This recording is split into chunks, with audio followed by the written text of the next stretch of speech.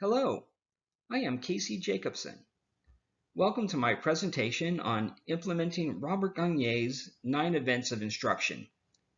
Please read the next few slides to understand the scope of this presentation and the expectations for student involvement.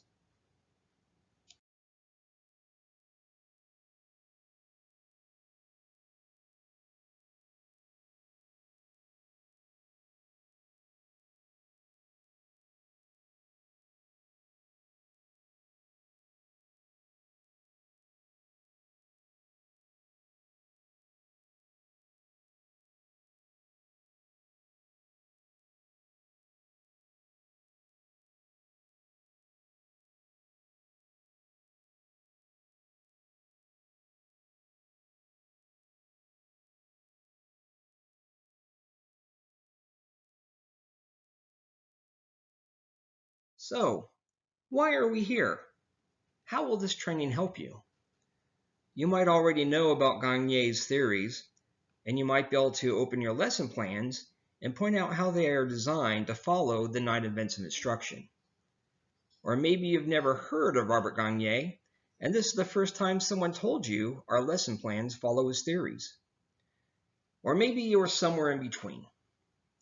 Either way, these presentations and discussions are meant to help us remember Gagne's principles, understand how they help students learn, and apply these principles in our classrooms. Through our participation, we hope we can all reflect on and share our experiences so we can all grow as instructors. In the end, we want our students to learn. Our learning objectives will help us reach our goals. Throughout this presentation, you'll be asked to recall the names of each event and what happens in them. I will invite you to explain how the events of instruction impact students' learning. You will have an opportunity to work together, to share your ideas, to create activities, and share your experiences to develop instructional techniques to implement Gagne's theories in your classrooms.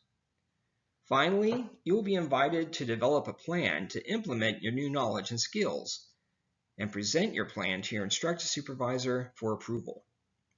So what do you think? Do any of these objectives speak to you? What are you most looking forward to in this presentation?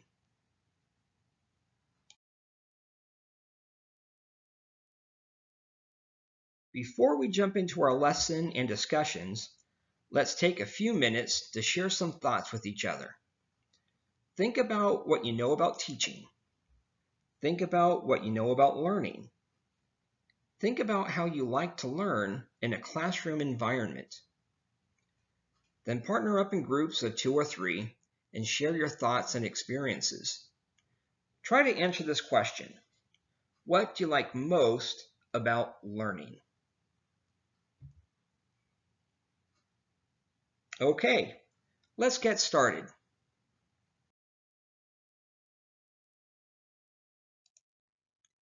Gagne's first event requires us to gain our students' attention.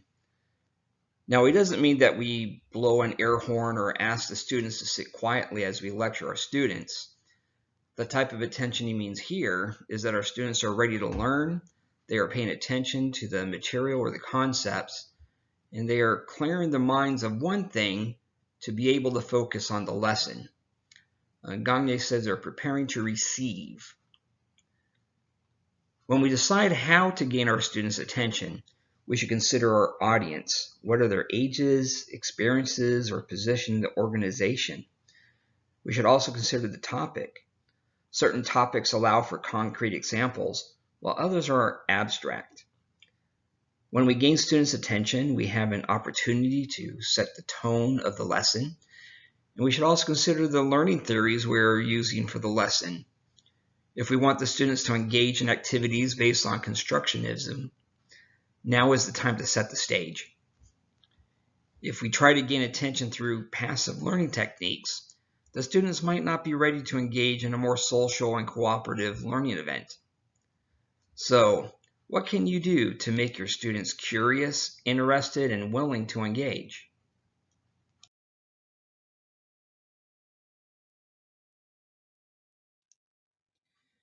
In Gagne's second event, we are informing the student of the course objectives. This event can be as simple as saying, at the end of this lesson, you will be able to create an APA-style citation. Or a little more complex by explaining the learning steps the students will complete along the way. When providing the goals and objectives of a lesson, we need to help the students see the value of learning by tying the objectives to their learning needs. In other words, it is not enough to provide a map of where we are going. We also need to help the students care about getting to the destination.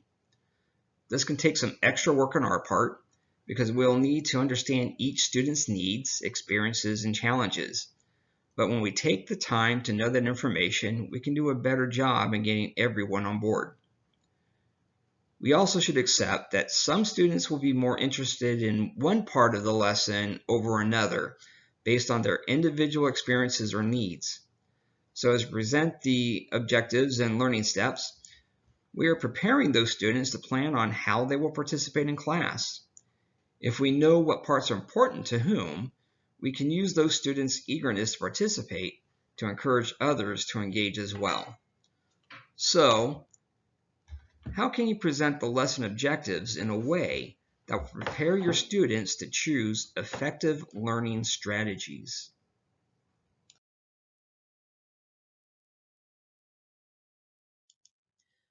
Gagne's third event is the last event before presenting the lesson content to the students. In the third event, we have an opportunity to prepare students to learn new information by building on what the students already know or have recently learned. Gagne calls this stimulating recall of prior information. And when we do this right, we are priming the students to learn, which will allow us to jump into a lesson and move forward instead of stopping over and over again to backtrack over previous lessons.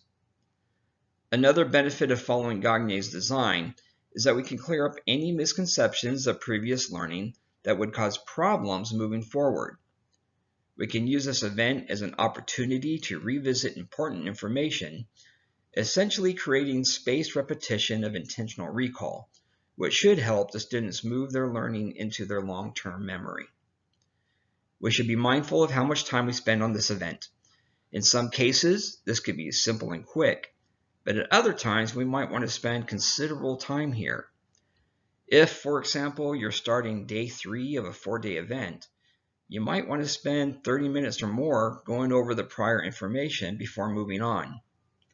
Again, the amount of time you spend here will depend on the topic and your audience. We know that one goal of learning is to get information into our students' long-term memory, but we also need to help students retrieve information from long-term memory into their working memory when participating in class. So, what recall techniques can you use to elicit information into your students' working memory?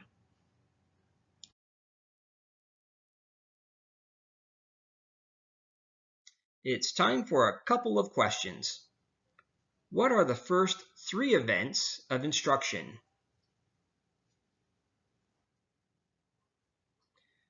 What do the first 3 events have in common?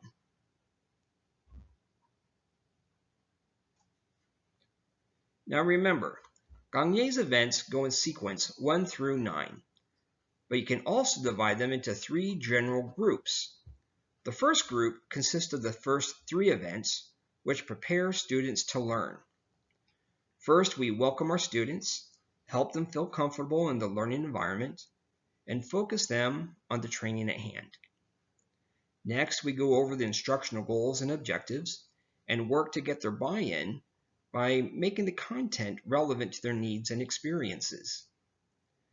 Then we take some time to prime the pump by helping them bring some thoughts out of their long-term memory into their working memory. This will help the students build new knowledge on top of their existing base of knowledge. Now let's move on to the 4th event.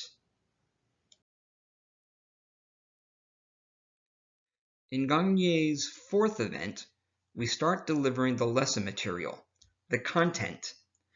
Now you may have heard people say that content is king. And while that may be true for a service provider, It is not so true in education and training programs. In education and training programs, context is king. Think about it. People can go anywhere for content. In fact, you can find content about Gagne's 9 events of instruction using a simple Google search. So what would make someone want to attend a course at all? Context. Learners want content that will satisfy their needs. Now, when you prepare to deliver the content, think about the context of your students and structure the presentation to their needs. Also consider the different methods you can use to deliver the lesson, such as lecture, presentation slides, graphics, videos, and student reading materials. And remember to include learning activities that make the students an active participant in their learning. So which presentation styles can you use to encourage your students to engage and participate in their learning?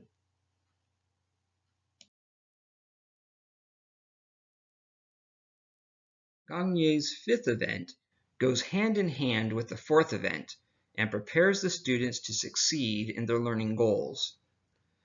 While presenting the content, include some helpful tips or tricks on how they can easily remember the information.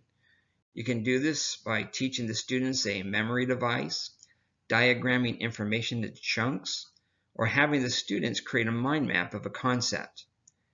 At times, it might also be helpful to explain the instructional design choices to the students so they understand how following the lesson structure will benefit their learning.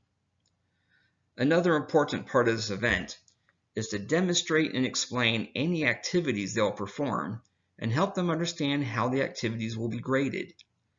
If the activity will be graded with a rubric, walk the students through the rubric and make sure the students understand what they will be required to do. Considering that I just said that context is king in education and training programs, how important is providing learning guidance? And what could happen if we skip the step or do not spend enough time on this event?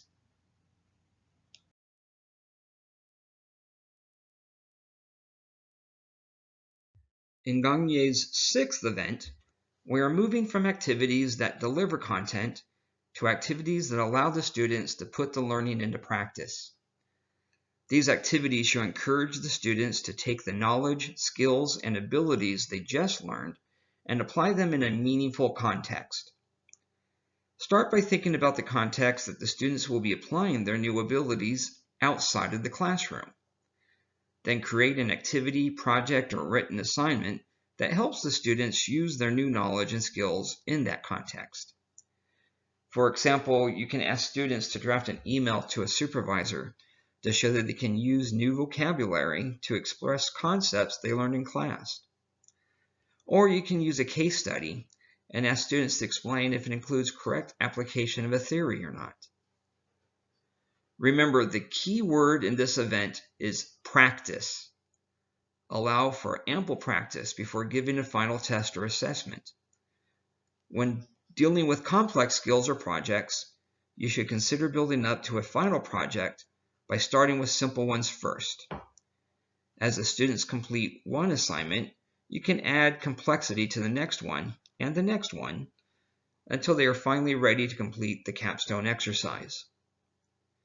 Consider that these activities can be individual or group-based projects.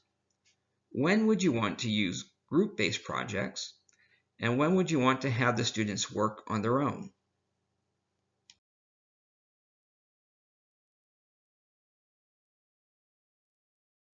Gagne's 7th event gives meaning to the 6th event by providing feedback on the student's performance. We can break down feedback in 2 ways. First, there is formal and informal feedback, and second, there is summative and formative feedback. Instructors give formal feedback when grading an assignment, such as a quiz or a final exam, and give informal feedback when answering questions in class, during breaks, or even after class. Instructors give summative feedback at the end of the learning process, such as at the end of a unit when a student is expected to show mastery of the content. On the flip side, instructors use formative feedback on assignments that allow students to improve their performance. Keep in mind that the purpose of feedback is to reinforce the learning and correct improper application of the learning. We just saw that in the fifth event, we're providing opportunities for the students to practice before we give them a test. We should give feedback to the students as they are practicing step by step, instead of waiting until the end. By providing feedback as the students practice, we will be able to correct mistakes early in their learning before they commit the wrong information to memory. We can also provide feedback through peer-to-peer evaluation and allowing students to self-evaluation. When would it be beneficial to use peer-to-peer evaluation or self-evaluation methods to give our students feedback?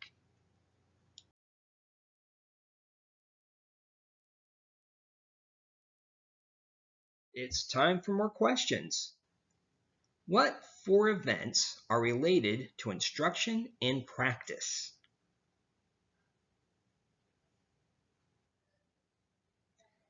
How do practice and feedback help students learn?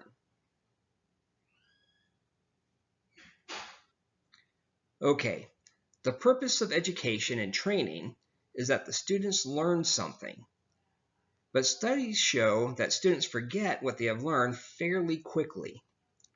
We can help our students retain their new knowledge and skills if we give them the opportunity to practice using those knowledge and skills multiple times spread out over the length of the course.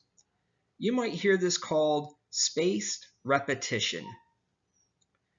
By giving feedback, we can make sure that the students are practicing their new knowledge and skills correctly, which will help them recall and perform these skills correctly down the road. Now, let's move on to the last two events. In Gagne's eighth event, we are checking to see if the students can correctly apply the knowledge, skills, and abilities they learned in the course.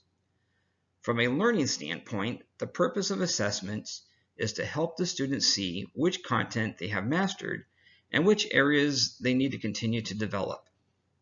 In other words, an assessment is not just a measurement of a learned behavior, it is also a learning tool. A series of well-designed assessments will test a student's ability to recall or apply a concept and reinforce the proper application of the learning. A poorly implemented assessment will do neither. We should use a variety of measurement devices that can assess behavioral and cognitive change. These can be formal tests or informal quizzes. We can have the students work on a project or play a game that would have the students use what they learn in class. As the students take the assessments, they will see the strengths and weaknesses and can set goals and use strategies to improve the mastery of the course content. No matter what type of measurement we use, we need to make sure the students fully understand what they need to do and how they will be graded. So if the students will be graded off a checklist or rubric, make sure the students fully understand them. Let's share some ideas. When would you want to use a quiz or a game or a project-based assessment? And when would you need a rubric instead of a checklist?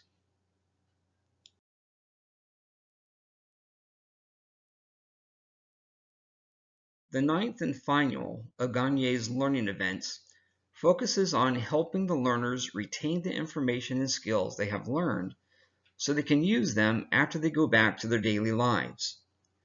This last event is arguably the most important event. If we accept the definition of learning as a relatively permanent change in either behavior or in mental representations, then a student has learned nothing if they do not or cannot use the new skills back on the job. To help the students retain what they have learned, we need to help them tie the information to their personal experiences and understand how the learning applies to their individual contexts. We can lead the students to create individual plans on how to implement their learning or allow them to work in groups to share their needs and ideas. And although this is the last learning event, it is not a standalone event all by itself, detached from the rest of the 8 events. If anything, this event is a culmination of everything that came before, if we took time to do each event well. For example, in the first and second events, we helped the students understand the learning objectives and motivated them to engage by showing how the learning will help them in the long term. In the third, fourth, and fifth events, we brought their real-life experiences into the classroom and built new knowledge on top of existing knowledge, giving them tools to retain and recall the content along the way. And in the sixth, seventh, and eighth events, we created meaningful learning events and assessments based on their actual learning needs and provided feedback on how to improve. After all of that, it might sound like we are finished, but we must drive home the learning by effectively using the ninth event. Which brings us to our last group discussion. What activities have you used, or could we use, to help the students retain their new abilities and transfer them to their daily lives?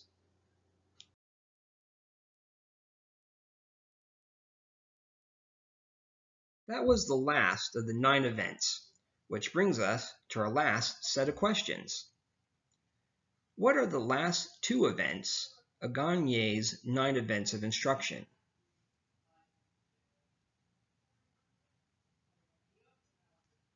How can we use content and context to help students learn?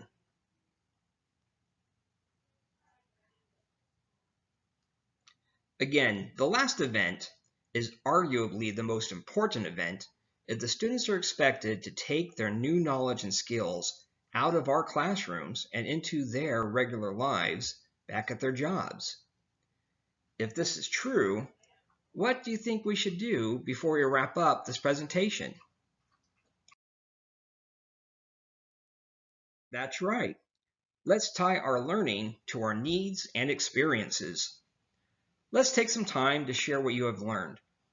Write down some thoughts you have that you would like to follow up on. Outline a couple of activities or techniques you can use in each event of instruction. Share your ideas with each other and help each other refine your ideas. Take some time after this class to create a plan to implement your ideas and activities in your classrooms. Take your plans to your instructor supervisor for approval.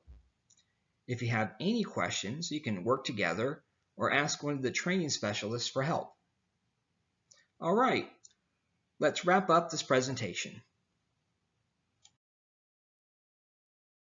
Our instructional goals for this presentation were to remember Robert Gagne's 9 events of learning, understand how his theories help students learn, and apply those theories in education and training. To meet our goals of this presentation, we use these objectives.